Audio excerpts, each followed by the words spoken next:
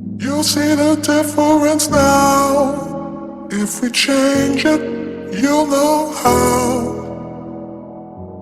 Nothing ever stays the same.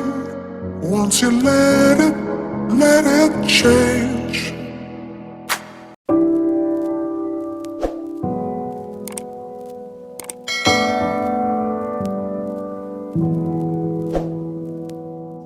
Hey， 大家好，欢迎回到 Shock。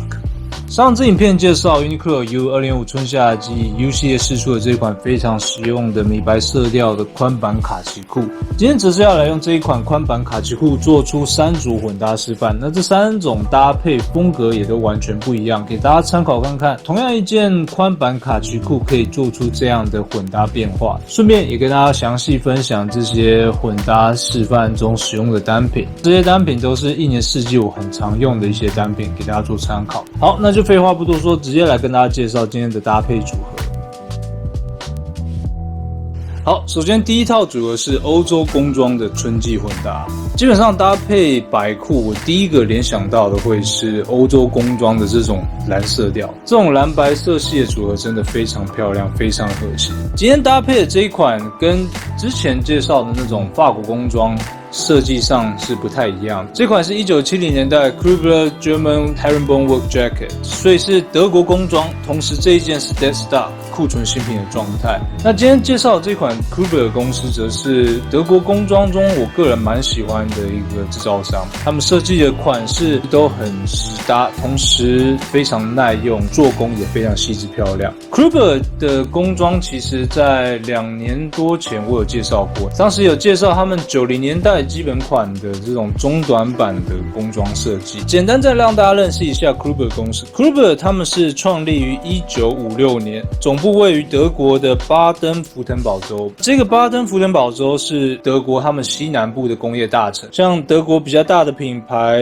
Mercedes 啊 Porsche 这些大牌，他们的总部都是位于巴登符腾堡州，工装方面的需求量就会比较大。Krüger 就是当地数一数二的专业的工装制造商，到现在他们的公司都还有正常运行。今天介绍这款则是1970年代他们创业初期释出的款式，同时它是 Dead Stock 库存新品的状态，未下水未脱浆的状态，原先的吊牌也都完整保留。欧洲工装当然库存新品是大家最想入手，毕竟很难找到现在都还可以保留至今这么完美的状态。好，那今天介绍这款70年代的款式，它的面料部分不是大家常见的 Cotton Twill 或是 Moleskin 材质，它是采用 Herringbone 人字纹的面料。人字纹的这种纹理我真的非常喜欢，同时它旧化后的这种柔软特性个人是非常推荐。像我一直有在混搭的1940年代美军公发的 M43 野战外套，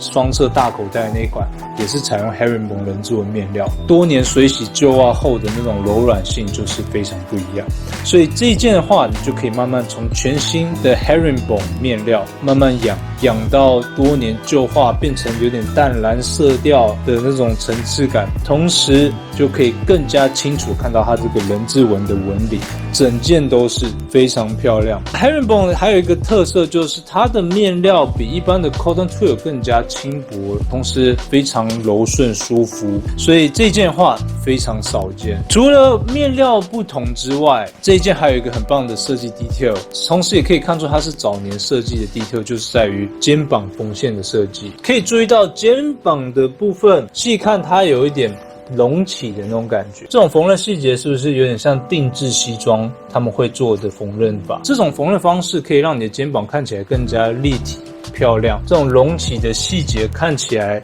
像举手啊，肩膀处就有一种蓬起来的感觉。这部分就跟常见的法国工装非常不一样，有一种像是用西装织法来呈现出欧洲工装的这种魅力点。好，那再快速跟大家分享它的设计 detail。首先正面采用标准5扣设计，口袋部分是采用典型欧洲工装的设计，正面3口袋，另外左胸内侧有一个暗袋的设计。同时这一款是市面上非常稀少的大尺寸，大概是平常穿 XL 到2XL 都 OK 的设计。这一款的话，袖子有点长，所以我有卷2折来做混搭。袖口的部分是采用无扣设计，所以基本上也非常适合做卷袖的设计。所以像高个身材比较大只的话，基本上欧洲工装很难找到符合你的身形的设计。这一款的话，就是很适合各种身形人来做混搭。身高跟我差不多的话，就卷个2折；身高够高的话，你可以卷放下来，就刚刚好。日常混搭推荐可以扣个上排2颗就刚好。扣2颗之后，内侧就可以露出内搭衫，那做稍微有点层次的效果。同时这件你看，随便插个口袋，肩膀处的隆起就会更加明显。欧洲工装最大的特色就是，毕竟它是为了日常工作使用，所以它的脖子设计的都是空间很大，让你移动上有足够的移动空间，完全没有勒脖的情况。Kubler 德国工装的这一款，它是采用这种短翻领的设计，一样很优雅漂亮。天气冷的时候就可以把它立领，立领之后是不是很挺很漂亮，脖子移动空间还是很大，所以非常舒适。所以以台湾天气的话，算是非常适合的这种材质。盛夏时期当作是骑车的罩衫之类的，我觉得也非常合适。市面上很常看到像 MUJI 啊或是 Uniqlo 都很常会释出这种工装的版型设计，与其穿那些近代品牌推出的款式，不妨可以试试看真正的欧洲蓝领工装他们是怎样的设计。毕竟真正的欧洲工装在布料选择、缝纫的细节，还有这种最具特色的蓝色调，都是近代品牌很少可以完整呈现出的这种细节。所以像今天这一款1970年代全新库存新品，未下水未脱浆的状态真的是非常难得。手边也只有这一件，算是珍藏已久的一件好物，跟大家做分享。好，那给大家看一下下一套组合。好，那刚刚是欧洲工装组合，第2套则是美军公发的空军组合。今天搭配的这一款是美国空军 US Air Force 他们推出的 CWU-36P 夏季防虎飞行外套。这一款 CWU-36P 在之前的 Top Gun 2捍卫战士2的时候 Tom Cruise 就有穿这一件。第一集最经典就是穿 G1 外套嘛，第2集经典就是搭配这一件 CWU-36P。它的前身大家应该很熟悉，就是 MA1 外套嘛，最经典的 MA1 外套。MA1 外套的话是采用聚酯纤维材质，那这一件的话 CW36P 是采用 Aramid 防火布料材质，真正公发款才会使用这种 Aramid 防火布料，这部分就是跟坊间市售的复刻版本是完全不一样，真正的公发款才会有这种光泽纹理。同时这件是夏季款式，内里的部分非常滑顺舒服。 CWU-45P 的话则是它的冬季版本，冬季的话里面就是内铺棉设计，当然是适合秋冬季使用。以台湾天气一年四季使用，我个人是比较推荐 36P 啊，比较实搭，那穿起来也比较轻薄舒服。这件算是很难得的库存新品等级，它是完全未使用未下水的状态，同时左胸的这个姓名标也完全没使用，魔鬼毡挡布都还完整保留，算是非常难得的状态，那也是市场上很少看到的这种进新品等级。现在穿的尺寸是 XL size， 毕竟是美规的 XL 啊，所以整体 size 感非常宽松舒服，偏 oversize 的感觉，适合平常穿 XL 到2XL 的人都非常合适。个人很喜欢这一款版型设计，就是在它的这种中短版的设计，同时最喜欢的就是在它的领型设计，采用这种短翻领的设计，而且它是这种圆弧形的设计，非常漂亮。论飞行外套，你想要穿的跟别人稍有点不同，不要再又是 MA1 的那种感觉的话，不妨可以尝试看看公发版本的 CWU-36P。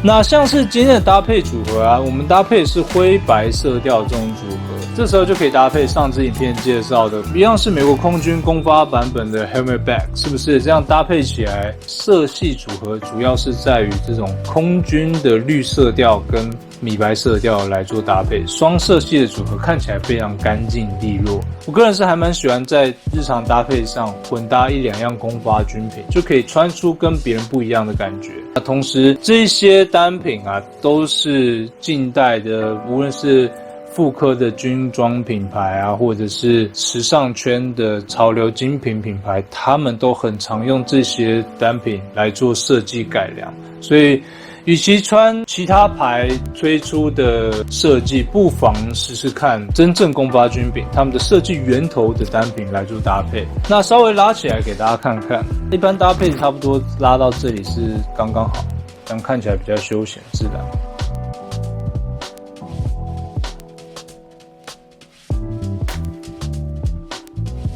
XL size 的话，衣长感觉就是一般的中版外套感觉，这种衣长应该是绝大多数人会喜欢的衣长。基本上你如果身形比较大只，或者是身高比较高的话，推荐是选择 XL size。天冷的话就拉链拉起来，然后再立领。它的这种短圆领的设计，立领我个人觉得非常好看。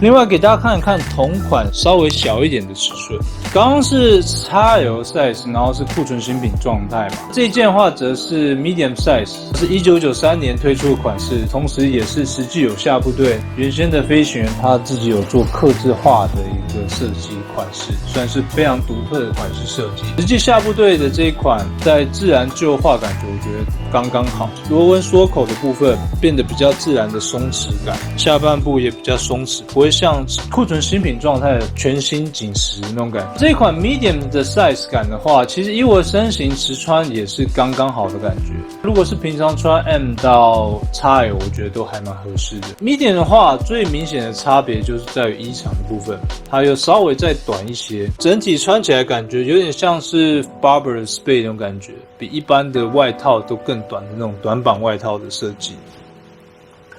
那以近代的流行趋势的话，越来越多人喜欢穿短版外套了嘛，不妨可以参考看看这种美军公发真正的 CW36P。最后一套组合是英国骑士风混搭。讲到骑士外套，最具代表性的绝对是 Barbour 他们在1936年释出的 International Suit。这个版型轮廓设计基本上就奠定了 Barbour 他们的重机品牌，也就是 Barbour International 他们的主流的设计款式。无论你是一般骑车使用，或者是通勤啊外出使用， International Suit 都非常实搭。上班通勤的话，外侧再套一个 International， 看起来就更加时尚好看。那今天介绍这一款则是很稀有的限量款式，它是2011年释出的 Barbour International 75周年纪念款。整体面料跟我目前拥有的其他款式相比的话，最大的明显区别就是在于整个面料更加轻薄。我个人认为它应该是采用6盎司，那一般的 International 都是采用8盎司，比较厚磅的 Wax Cotton 油蜡米。同时这一件的话，我已经给它手工脱蜡，花费很长的时间让它完整脱蜡，现在已经完全没有油蜡味啊，或者是旧蜡粘黏感之类的。如果是春季使用，最近想要搭配的话，脱蜡版本是最推荐的。除了面料不同之外，75周年最大的特色绝对是右胸口袋这边，有没有看到非常漂亮的招牌金色的刺绣标，上面就写 Barbour International 75th Anniversary 75周年纪念款，它是从1936到2011年都有写出来。对于喜欢 Barbour 的收藏家来说，绝对是非常重要的 detail。脱蜡的状态非常喜欢，2011年用到现在，状态算是维持的非常漂亮。内里比较常会磨损的部分，我看它只有2个小洞而已，基本上是无伤大雅的痕迹啊。再来就是袖口前侧的话，稍微有点磨损脱线痕迹，不过都是正常的自然旧化、自然的使用感。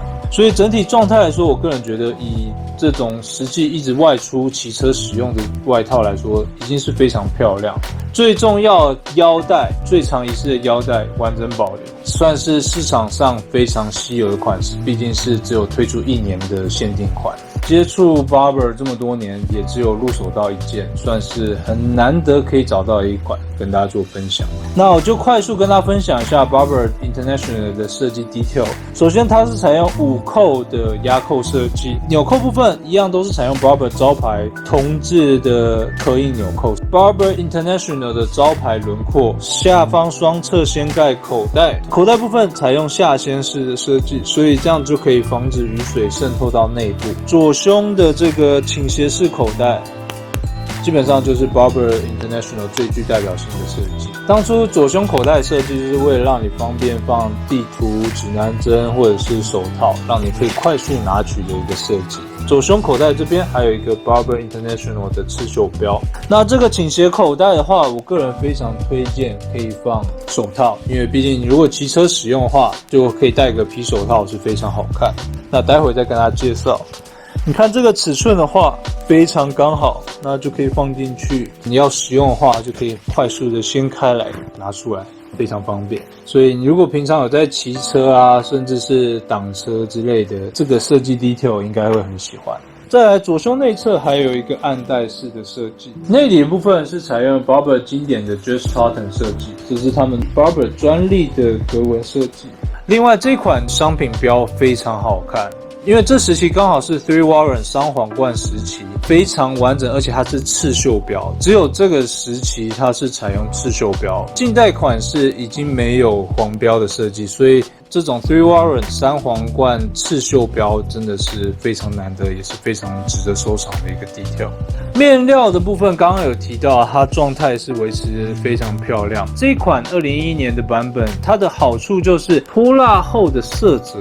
跟上蜡后的色泽落差没有很大，所以这也代表着其实我们平常如果日常使用你没有很重视防雨效果的话，那其实脱蜡的话在台湾春季绝对是更加凉爽舒服。给大家看一下我上蜡的 International， 给大家比较一下，这一款是我的1993年 International， 那也是我最常使用的款式。上蜡跟脱蜡的状态理论上是会差距非常大，像这个90年代时期，它脱蜡之后会非常浅，变成有点浅蓝，那带一点紫色的那种色泽，有点像是丹宁布料的那种丹宁原色的感觉。跟现在的近代款式的脱蜡的感觉是完全不一样。之后有机会给大家看一下90年代的脱蜡版的差别。脱蜡的好处就是你要上蜡，你只要重新再买一罐 Barbour 的油蜡来自己上蜡，或者是找我上蜡都 OK。上蜡步骤跟脱蜡步骤比起来的话，上蜡其实算是简单，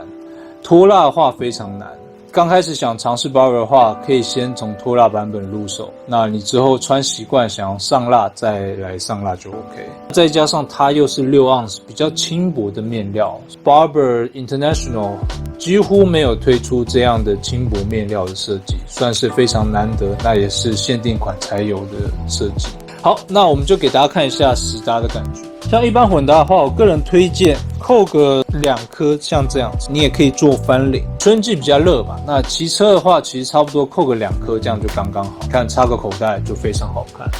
那翻领的情况下，你正面的视觉效果就可以露出内侧格纹，还有它的招牌灯芯龙领。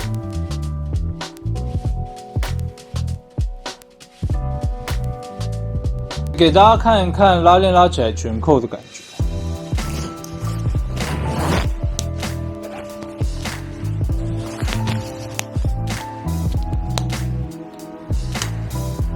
就是下面这一颗我通常都不会扣了，再来就可以扣上它的这个挡风调节扣。一般搭配的话，其实这样子就够了，非常好看舒服。如果你想要搭配更加完整，穿出 Barbour International 的招牌风格的话，当然就是系上它的腰带。最标准的 Barbour International suit 就是长这样。如果单论这一件米白色调的宽版卡其裤的话，最漂亮的组合，我个人觉得绝对是搭配 International suit。上半身阳刚的这种油蜡面料，下半身搭配米白色调，搭配优雅的 loafer， 这个组合是不是非常和谐漂亮？那整个画面视觉感完全没有违和的感觉。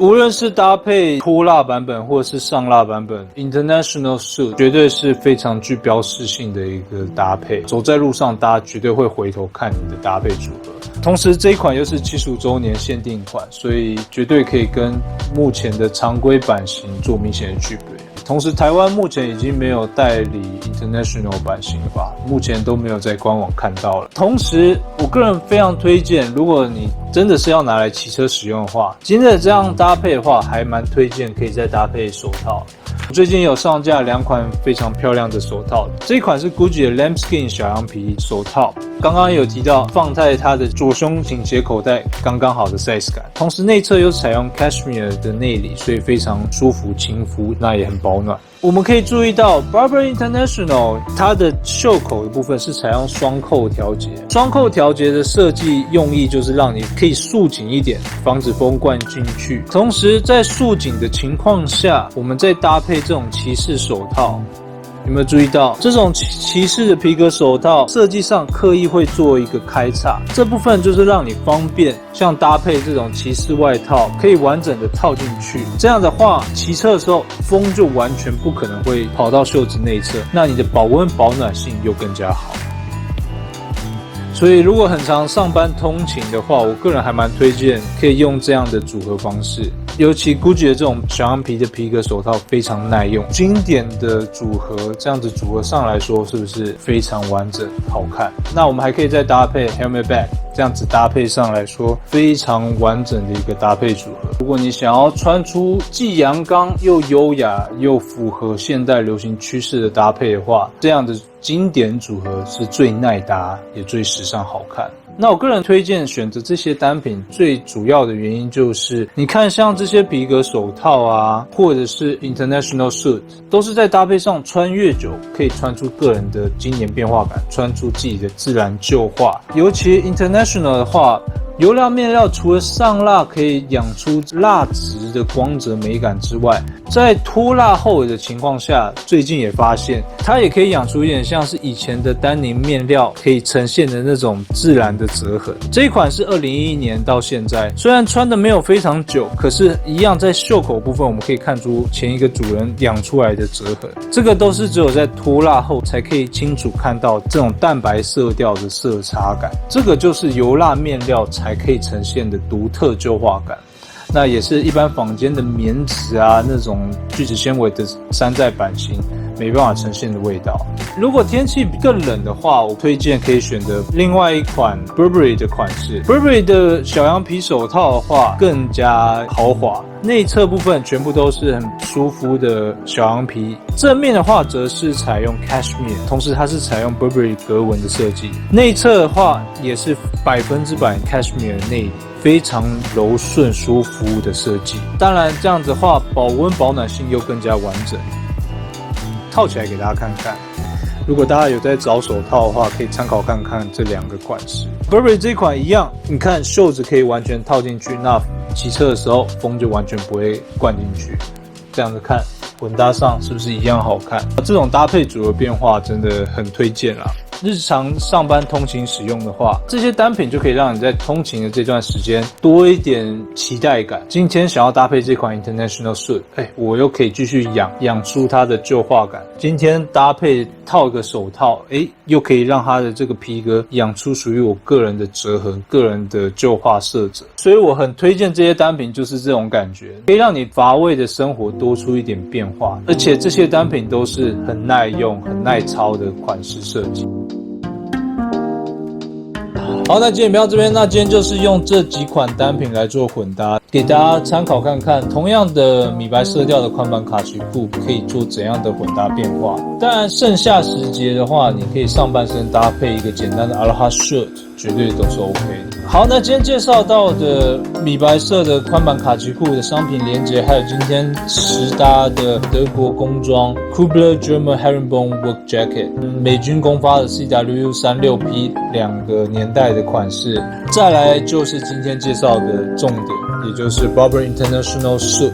75周年限定款。 Burberry International 的款式基本上真的很有味道，那之后也会跟大家介绍不同年代有怎样的差别，大家可以再期待一下。这个75周年的限定款的话，一样有内里扣，所以你如果想要买个近代款的内里来做组合也是 OK， 他们都是通用款的设计。2款小羊皮手套 Gucci 跟 Burberry，那连接部分我全部都放在下方介绍栏，大家有兴趣就可以参考看看。OK， 那今天影片就到这边。那如果喜欢这类型穿搭影片或是空发局面的话，再为大家发热公屏头，并且开小铃铛的 Instagram 时常更新穿搭照，也可以follow一下。还有 SoHo Book 虾皮卖场进取的商新品，有兴趣的话可以逛逛 Shark。我们下期见。